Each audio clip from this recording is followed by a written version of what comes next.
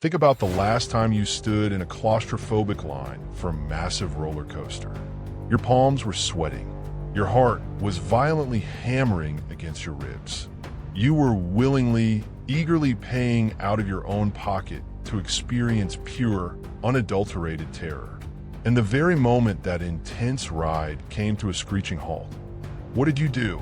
You walked right back around, stepped into the queue, and prepared to do it all over again. As human beings, we are fundamentally, biologically addicted to the chemical jolt of adrenaline. Psychologists and experts who study the darker impulses of media consumption note that the modern true crime phenomenon serves as a highly complex psychological reward system. When we witness horrific deeds, calculated betrayals, and deep human malice from the absolute, sterile safety of our digital screens, our brains receive a massive, instantaneous chemical rush. The euphoric, stabilizing effect of consuming dark history is remarkably similar to riding a roller coaster or surviving a volatile natural disaster. We are, by nature, controlled thrill seekers, constantly chasing our reflections on the very edge of the abyss. But sometimes the historical record we uncover don't just give us a standard jolt of adrenaline. Sometimes they present an anatomical twist so deeply unsettling, so thoroughly twisted, that it entirely defies everything we think we know about the limits of human depravity. This is the harrowing, real-world case of a young woman named Karen Range, and the unimaginable monster who was hiding directly in the pitch-black shadows of a place meant for eternal rest. Our historical investigation begins in the sweltering summer of 1983, within the city limits of Cincinnati, Ohio. 19-year-old Karen Range was a bright, deeply ambitious young woman who possessed her entire life, career, and dreams directly ahead of her. She was well-liked in her community, known for her kind demeanor and vibrant spirit. But that promising future was brutally, permanently cut short when her lifeless body was discovered inside her home, the victim of a spectacularly violent assault. The local police department and homicide detectives immediately launched a massive dragnet. Given the nature of the crime scene, the investigation quickly zeroed in on a local door-to-door salesman who had been aggressively working the neighborhood that day, a man named David Steffen. When veteran interrogators placed Steffen under the harsh lights of a concrete interview room and pressed him for hours, his composure completely fractured. Steffen eventually cracked under the immense psychological weight of the evidence and admitted to the brutal physical murder of Karen Range. However, throughout every single grueling hour of his taped confession, Steffen maintained one fierce, unyielding, almost desperate boundary. He insisted with absolute vehemence that he did not sexually assault her. He claimed the murder was a sudden, chaotic escalation, but fiercely denied the secondary charge. 1983 case file summary. Victim, Karen Range, 19. Primary suspect, David Steffen, door-to-door salesman. Confession, murder admitted, sexual assault denied. Forensic finding, semen recovered from the body during autopsy. Verdict, guilty on all counts, sentenced to death. Forensic investigators and the prosecution, however, simply did not believe a single word of his denial. During the initial autopsy, medical technicians had recovered explicit biological samples from the victim's body. To the state's legal team, the case was completely open and shut. They assumed David Steffen was merely lying to save whatever shred of dignity or face he had left before facing his family.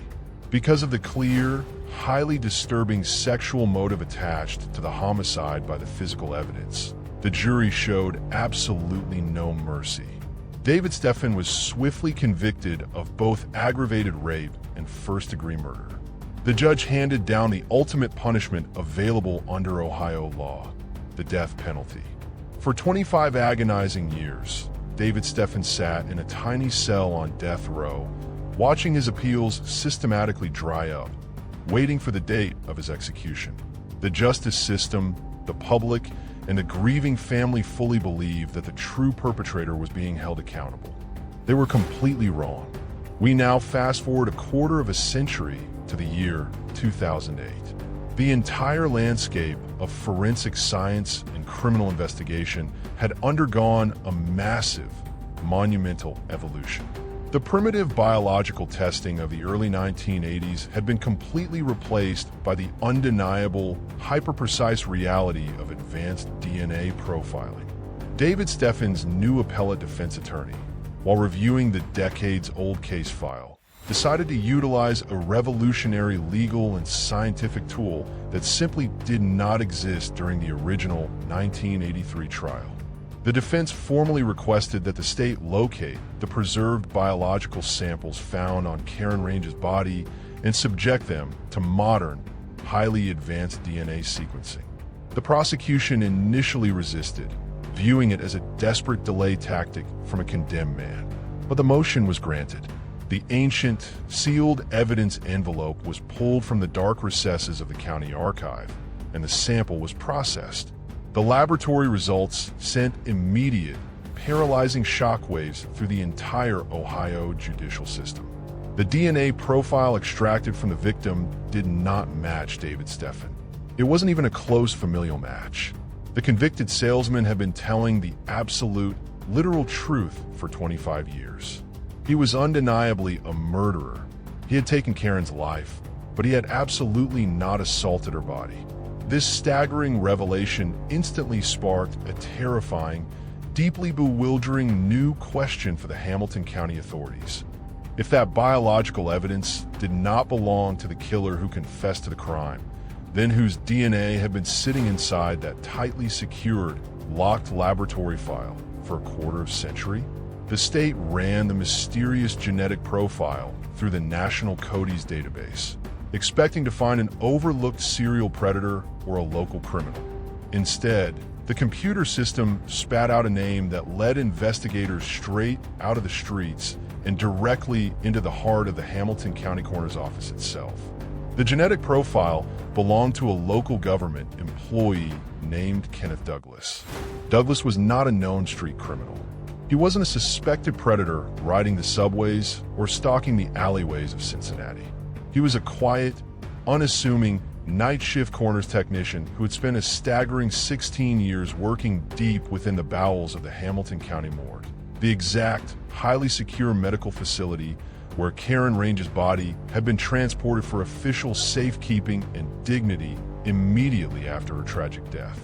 What unfolded next as detectives began to dig into Douglas's professional history was a horrific descent into pure, unadulterated human darkness. Investigators uncovered an appalling reality. During his long, completely unmonitored career on the midnight shift, Kenneth Douglas had systematically weaponized his position of absolute public trust to commit unthinkable acts of depravity. Under the dense cover of night, while the rest of the city slept and the building was empty, Douglas had been regularly, intentionally assaulting the defenseless female corpses left in his care. Karen Range was not an isolated incident. She was merely one of potentially dozens, if not hundreds, of deceased women who had been violated on his steel prep tables. When confronted by authorities with the undeniable reality of the genetic match, Douglas remained chillingly detached, later admitting that he was frequently under the heavy influence of alcohol and narcotics during his shifts, which completely lowered his internal boundaries. The legal fallout of this twisted, unprecedented revelation was deeply bittersweet for the justice system, because the modern DNA evidence conclusively proved that David Steffen did not commit the aggravated sexual assault. His long-standing death sentence was officially overturned and commuted. A judge shifted his legal status to life in prison without the absolute possibility of parole for the act of murder itself. But as for the actual monster in the morgue, due to the severe, highly frustrating limitations of Ohio state laws regarding the deceased at that specific time in history, Kenneth Douglas could not be charged with traditional sexual assault or rape, as the legal definitions strictly required a living victim. Instead, the state was forced to convict him on multiple counts of gross abuse of a corpse and indecency. His ultimate punishment for violating the sacred sanctuary of the dead and altering the course of a capital murder case, Kenneth Douglas was sentenced to just 3 years in prison. The staggering brevity of Kenneth Douglas's initial 3-year sentence ignited a wildfire of public outrage and deep psychological trauma across the state of Ohio. For the families of the victims, the realization that their loved ones had been violated in the very place meant to provide professional dignity and legal closure was an unbearable second wave of grief. The case exposed a monumental, catastrophic flaw in the legislative framework of the era. The law simply had no proper vocabulary or proportional punishment for a crime this profoundly unnatural. In the eyes of the mid-2000s legal system, treating a human body with gross indecency carried a similar statutory weight to property vandalism or minor fraud. Furthermore, the investigation revealed a deeply unsettling lack of oversight within municipal medical facilities. For nearly 2 decades, Douglas operated in a professional vacuum. He worked the graveyard shift, a period where supervisory staff was non-existent, security cameras were primitive or entirely absent, and the dead could offer no voice to complain. He was able to manipulate the intake logs, control the refrigeration units, and dictate exactly when and how autopsies were prepared. The very institutional walls designed to keep out the chaotic dangers of the streets had served as an impenetrable shield, protecting a predator from the eyes of his own colleagues. This systemic failure forced a massive, sweeping overhaul of institutional protocols across the United States. Morgues began implementing strict 2-person rules for midnight shifts, installing continuous digital surveillance inside examination rooms, and completely revising the statutory definitions of abuse to ensure that any future violations of the deceased would carry massive, decades-long prison sentences. But for the family of Karen Range, these vital reforms came 25 years too late. The dark, historical case of Hamilton County serves as a permanent, chilling reminder that sometimes the most dangerous predators in our society aren't lurking in poorly lit alleyways or stalking victims in the dark corners of the city. Sometimes they're wearing sterile white laboratory coats, carrying official county credentials, and working quietly in the very institutions explicitly designed to bring truth, science, and closure to grieving families. It is a narrative that triggers that exact, heavy, visceral adrenaline rush we subconsciously crave as consumers of true crime history, leaving us completely stunned, deeply quieted, and profoundly unnerved by the vast, unpredictable capacity for human sickness. When you look back at the timeline of events, the failures of early forensics, and the ultimate legal loophole, it forces a difficult question.